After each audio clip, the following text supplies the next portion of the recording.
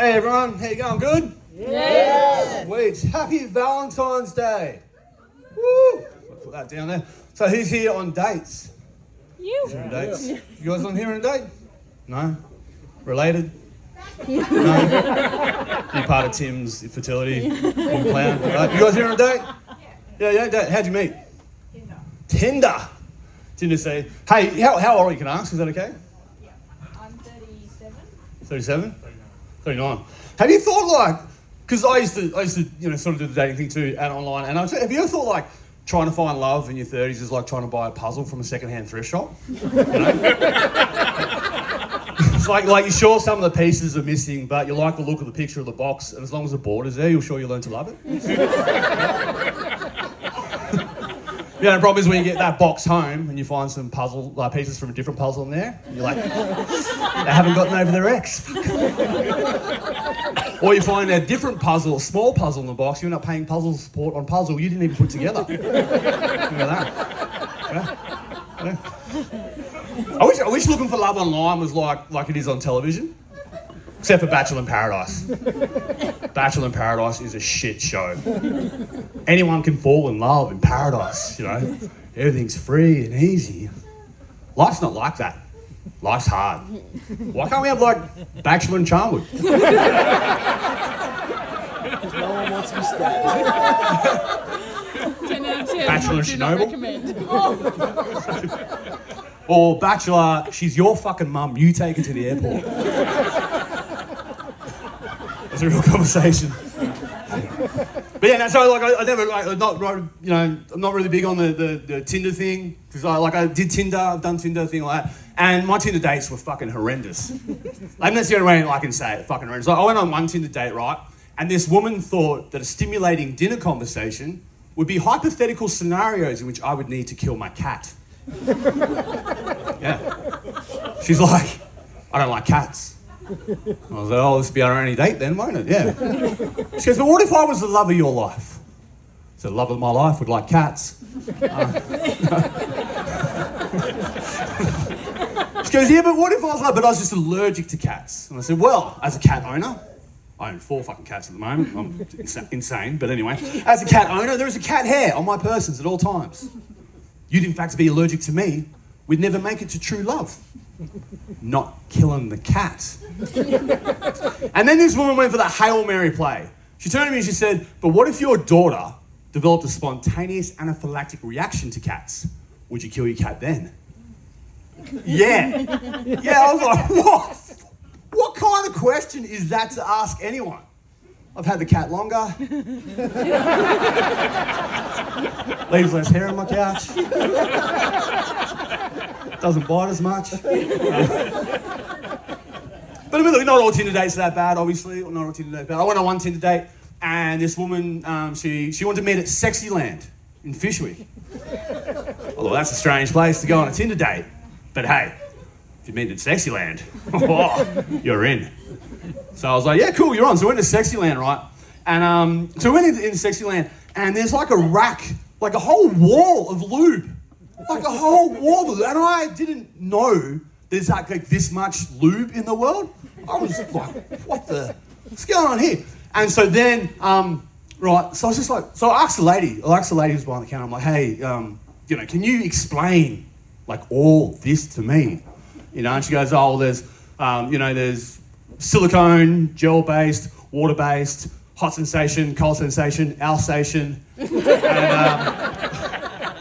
all this one down here, that's our flavoured range, that's our flavoured lubes. And I was like, oh, okay, do they actually taste I can't imagine eating it. Do they actually taste any good? And she went, yeah, they all taste good. And this rack right here, that's our sugar-free range. And then she said to me, and I quote, which is really great because with the amount of lube I've eaten, I'd be a diabetic. End quote. What do you do? So I just grabbed salted caramel and get the fuck out of here, right? But then as we're walking out, there's a rack of strap-ons, on the counter there. And the woman I'm on a date with, she goes, well, I bet you find that a little intimidating, don't you? I said, no, not really. Not really. I'm not into that kind of thing. But I'm pretty comfortable with my sexuality and who I am as a human being, right? So if a lady told me she wanted to peg me to get off, I'd probably let her do it. Besides, one day I'm going to want to dress up as Yoshi from Mario and she's going to fucking owe me one, right? Yeah. You seen the tongue on that guy? Obviously that didn't go very far. She was more into Sonic. Well, she called me Sonic because I come so fast, but that's... But I don't have to worry about that now. I don't worry about that now. I'm here tonight with my girlfriend. With my girlfriend. And me and my girlfriend, we actually met 15 years ago. And you're thinking, oh, isn't that sweet? You know, we met 15 years ago. Yeah, when she was 21, I was 28. But no, it's like, you know, we haven't been together that entire time. Because we met 15 years ago, we had a fling, and then she ghosted me for her ex-boyfriend. Boo. Boo. Anyway, I went on whatever, right? I went on and lived my life. And then like 8 years later, after, you know, another horrendous relationship ended, one of my mates goes, hey, you should meet this chick, right, that I work with. You and her be perfectly matched. So, oh, this shit sounds interesting. What's her name? He told me the name. I went, fuck that bitch. She ghosted me fucking 8 years ago. No fucking way am I going that. Anyway, another 5 years goes past. I've had another absolutely horrendous relationship. And she gave me a call because she realised she couldn't do any better. So, fuck yeah. We've been together over 3.5 years now. It's funny too because people go, oh, you've been together 3.5 years and you guys got like this weird sort of, you know, time relationship thing. You guys should get married. What? Fuck no, married? Don't need to get married. We got a mortgage together. Nothing says true love like crippling debt, you know what I mean? Like that's the thing. Yeah, you're stuck with me now, you can't get away. You make more money than I do. You're fucked, right? But yeah, so how long, so you guys like actually together, you just here on a date, you just met, whatever? No, we're together. You actually get, how long have you been together? 4-ish years. 4-ish years, yeah. So we've been together. So you guys are at that stage in a relationship where you got to think of other people to have sex? He's like, shut the fuck up. It happens though, like, you know, it's nothing like sinister or anything like that. It happens, you know. But see, that's where I'm really lucky, right? Because we get to that stage where, you know, I've got to think of someone else. But I get to think of the 21-year-old version of her. Yeah. You think, well, she gets to think of the younger version of you, but no, she will tell you, I got way better looking with age, so I'm still fucking winning. So I get to think of the younger version of her, and the younger version of her, on the hot crazy scale, woo, right up there. Hot crazy. Nowadays, she's just hot. Yeah. You guys thought I was going to say crazy, didn't you? I'm not fucking stupid, she's right there. You think I'm going to call her crazy in front of all these people? No way. She's insane. Please help me. She's absolutely insane. And, you know, so, look, I'm scared of her. I'm scared of people, you know. Kai, it's not funny to make jokes about being scared of your girlfriend when you're not, you know, scared of, like, oh no, I am actually scared of my girlfriend. Legitimately, right? And this is like, because she's not, so you don't know this to look at me, right? But I'm actually just recovering from a back operation. And the last year and a half of my life, I was crippled. Like, I had a cane, I was fucked up. But look at me now.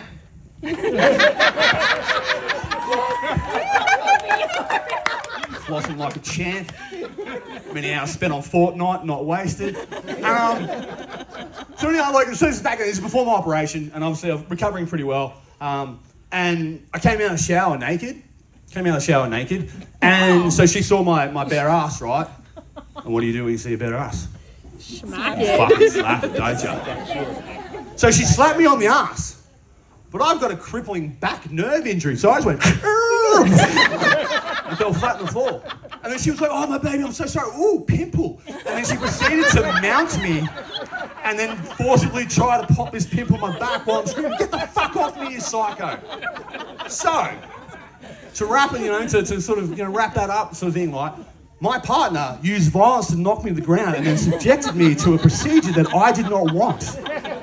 Hashtag me too, ladies. Hashtag me too. Not be there. Oh, what was that?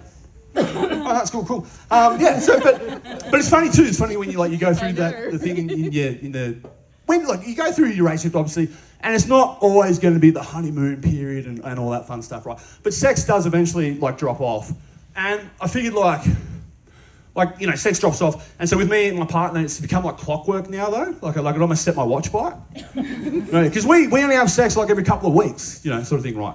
But it's the same. It's like every 3 weeks, right? Blah blah. It's every 3 weeks, and what I realise is that I don't actually turn my girlfriend on anymore. But every 3 weeks, her natural libido kicks in, and I'm just there.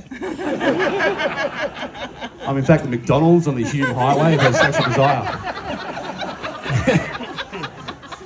But I think part of the reason why couples, just for the record, this stage is the perfect size if your BMI is not medically concerning. Fine.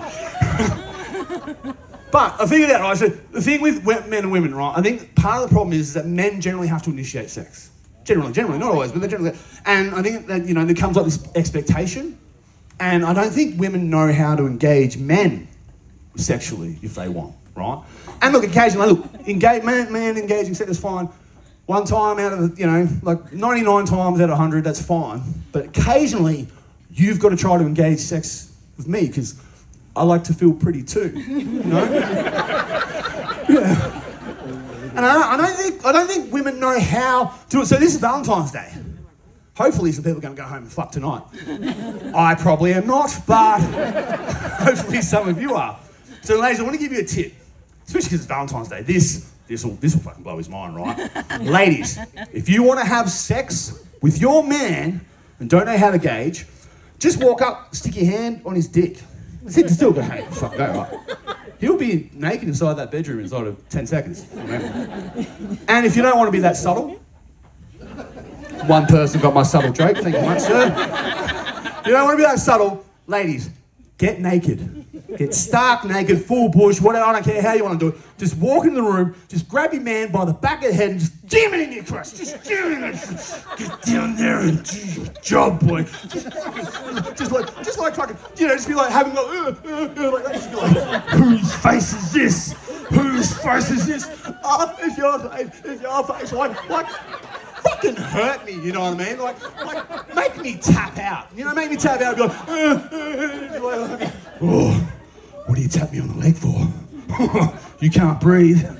Well, you should have brought a fucking snorkel. Because you're going down to the count.